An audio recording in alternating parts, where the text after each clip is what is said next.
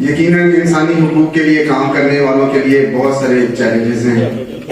اور آپ نے جب آواز اٹھائی کچی بستی کے لوگوں کے لیے تو لوگوں نے آپ کے حوالے سے بھی بہت کچھ کہا۔ انسانی حقوق کے لیے ایک احساس شخصیت اسلام آباد کے لوگ جانتے ہیں آپ کی خدمات کو۔ آپ تاجر ہیں، آپ لکھاری ہیں، آپ سماجی رہنما ہیں، آپ کی شخصیت کے کئی فرد ہیں، لیکن میں اکثر کہتا ہوتا ہوں کہ کٹنے وہ جو پالن والے ہوندے نے، بہتے رخ تے بالن والے ہوندے نے، اوتھے ڈگن وچ بھی لذت ملدی ہے جتھے کول سنبھالن والے ہوندے نے۔ اسلام آباد کی کچی بستیاں اس بات کی گواہ ہیں کہ انسانی حقوق کے لیے اسلام آباد میں سب سے پرزور اور سب سے اسٹرانگ آواز سابق صدر ICCI اور secretary general United business group جناب ظفر بختیاری کی ہے۔ بھرپور تالیوں میں استقبال کیجیے گا، تشریف لائیں گے محترم جناب ظفر بختیاری صاحب۔ بسم اللہ الرحمن الرحیم۔ محترمہ نشان ملک صاحبہ، آج کا دن انسانی حقوق کے حوالے سے اور اس تقریب میں نشان ملک کی موجودگی یقیناً اس تقریب کو آج پاکستان میں اس حوالے سے جتنی بھی تقاریر ہو رہی ہیں اس کو ان کی ذات سب سے ممتاز کر رہی ہے، کیونکہ انہوں نے اپنی ساری زندگی کشمیر کے انسانی حقوق کے لیے اپنی آواز کو بلند کرنے میں صرف کی ہے۔ اور آج جبکہ دنیا دیکھ رہی ہے کہ سپریم کورٹ جو ہے انڈیا کی، اس نے جو فیصلہ کیا ہے اور اس نے انسانیت کی، انصاف کی اور انسانی حقوق کی دھجیاں بکھیر کے رکھ دی ہیں۔ دوسری طرف اگر آپ دیکھتے ہیں غزہ میں تو جس طریقے سے اسرائیل وہاں پر مسلمانوں کی نسل کشی کر رہا ہے، اور اب تک کی جو فگر ہے اس کے مطابق تقریباً 18,000 سے زائد بے گناہ اور معصوم فلسطینیوں کو شہید کیا جا چکا ہے، اور کم از کم 12,000 سے زائد بچے اور خواتین جو ہیں، معصوم بچے، ان کو بھی شہید کیا جا چکا ہے۔ آج ہم اس لمحے جب انسانی حقوق کا دن منا رہے ہیں تو ہم پوری دنیا کی جو بالادست قوتیں ہیں ان کی طرف جب دیکھتے ہیں اور ہم یہ سوچتے ہیں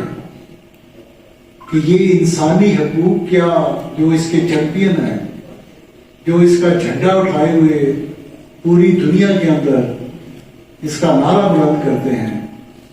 جو انسانوں کے حقوق نہیں بلکہ جانوروں کے حقوق کی بھی بات کرتے ہیں، یقیناً کرتے ہیں، لیکن کیا ان کے ضمیر کو کیا ہو گیا ہے کہ ان کو کشمیر کے لوگ، فلسطین کے لوگ نظر نہیں آتے؟ یہ اس پہ ہمیں سوچنا ہوگا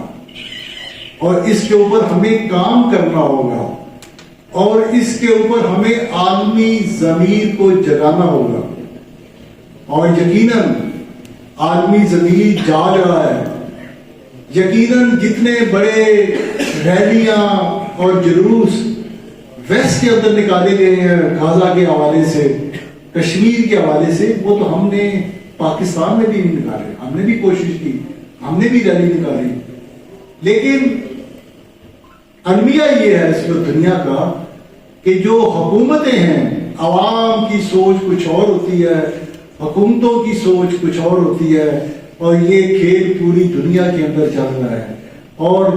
دنیا کے جن ممالک کو ہم جمہوری ممالک کہتے ہیں، ہم یہ کہتے ہیں کہ وہاں پر ووٹ کی بنیاد پر حکومتیں قائم ہیں، پتہ نہیں وہاں کیا ہو جاتا ہے۔ برطانیہ، میں اس کی بڑی عزت کرتا ہوں، میں نے اپنی کتاب کے اندر بھی پورا برطانیہ پہ ایک چیپٹر رکھا ہوا ہے جس کے اندر میں نے برطانیہ کے اندر اس بات کے حوالے سے ان کو بڑا پریز کیا ہے کہ وہاں پر ایکول اپورچونٹی ہے، ہر شخص کے لیے، چاہے وہ سیاست میں ہو، چاہے وہ بزنس کے لیے ہو. لیکن ابھی جو لیٹسٹ قرارداد پیش ہوئی ہے یو اے ای نے، تو امریکہ نے تو اس کو ویٹو کیا ہے، اور برطانیہ وہ واحد ملک ہے جو اس سے غیر حاضر رہا ہے. تو یہ دنیا کا ضمیر جو ہے یہ خاموش ہے. اور میں آج اس انسانی حقوق کے حوالے سے حبیب اورنگزئی صاحب نے جو باتیں کی ہیں، آسمہ ملک نے بہت اچھی آج کی گفتگو کی ہے، اور بڑا انہوں نے آج اپنا شخصیت کا جو طلسم ہے یا جو جوہر ہے وہ دکھایا ہے. اور ایلیہ کاظمی صاحبہ اور نیئر علی، اور خاص طور پر اسلام آباد ہائی کورٹ بار ایسوسیشن کے صدر نوید ملک صاحب، پریس کلب کے صدر جناب انور رضا صاحب، تو آج کی اس دن کے حوالے سے انہوں نے اپنے اپنے خیالات کے ذریعے اس انسانی حقوق کے عالمی دن کے حوالے سے بات کی ہے. میں پہلی تو یہ بات کرتا ہوں کہ دنیا کے اندر کوئی بھی اسٹیٹ جو ہے وہ کبھی خوشحال ترقی یافتہ نہیں ہو سکتی جب تک اس اسٹیٹ کے اندر انسانی حقوق کی بالادستی نہ ہو، انصاف نہ ہو، اور لوگوں کو مساوات کے جیسے کہ بات کی گئی ایکول اپورچونٹی نہ ہو. تو ایک تو سب سے پہلے ہمیں اپنے ملک کے اندر، اپنی ریاست کے اندر یہ اس چیز کو یقینی بنانا ہوگا کہ یہاں پر اس ملک خداداد پاکستان، جس کو علامہ اقبال نے جس کا خواب دیکھا اور جو قائد اعظم کے طفیل ہم تک اس یہ نعمت ہمیں ملی، اس کے اندر ہم نے یہ جو ایکول اپورچونٹی ہے، مساوات ہے، انصاف ہے، رواداری ہے، تفریق ہے، وائلنس ہے، کرائم ہے، اور ہر شخص کی عزت اور وقار کا جو کلچر ہے، جب تک ہم اس کو پروان نہیں چڑھائیں گے پاکستان کبھی ترقی نہیں کرے گا. پاکستان کی ترقی اور خوشحالی کا راز اسی میں مضمر ہے کہ ہم سب مل کر اس ملک کو ایک ایسا ملک بنائیں جس میں ہر لوگ، ہر شخص اپنے سے دوسرے شخص کے پیار کرے، نفرتوں کو ختم کرے، چاہے وہ سیاسی بنیاد پر ہوں، چاہے وہ پارٹیوں کی بنیاد پر ہوں، چاہے وہ فرقے کی بنیاد پر ہوں، چاہے وہ مذہب کی بنیاد پر ہوں، چاہے وہ علاقائیت کی بنیاد پر ہوں. یہ تمام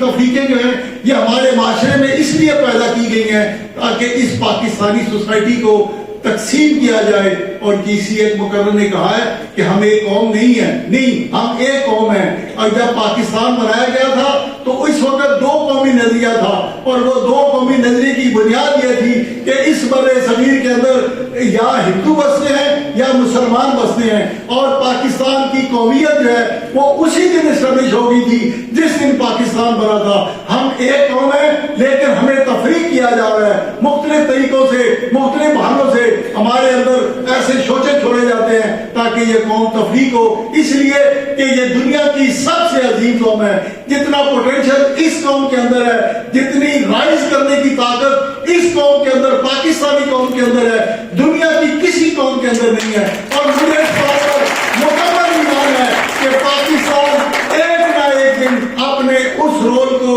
انشاءاللہ تعالی حاصل کرے گا اور پلے کرے گا. اور ہمارے دشمن ہم سے خوفزدہ ہے اور وہ چاہتے ہیں کہ پاکستان معاشی مسائل میں الجھا رہے، اس کے اندر وہ طاقت پیدا نہ ہو، وہ قوت پیدا نہ ہو، تاکہ وہ دنیا کے اندر جس رول کے لیے پاکستان کو قائم کیا گیا تھا وہ اپنے اس رول کو حاصل کر سکے. تو دوسری بات ایک تو یہ ہے انسانی حقوق کے حوالے سے، اور دوسری بات یہ ہے کہ جو ملک اس وقت جن کے بارے میں ہم بات کرتے ہیں انہوں نے اپنے ریاستوں کے اندر انسانی حقوق کے حوالے سے بڑی مناسب انصاف کی پالیسی بنا رکھی ہے. اپنے ملک کے اندر انہوں نے اپنے عوام کو انسانی حقوق دیے ہوئے ہیں، مساوات دی ہوئی ہے، تمام چیزیں ہیں. لیکن ان کے ملکوں سے، ریاستوں سے باہر جو ملک ہیں، چاہے وہ کشمیر ہے، چاہے وہ فلسطین ہے، اس سے انہوں نے آنکھیں بند کی ہوئی ہیں. تو ہمیں ایک بار پھر آج کے اس دن کے حوالے سے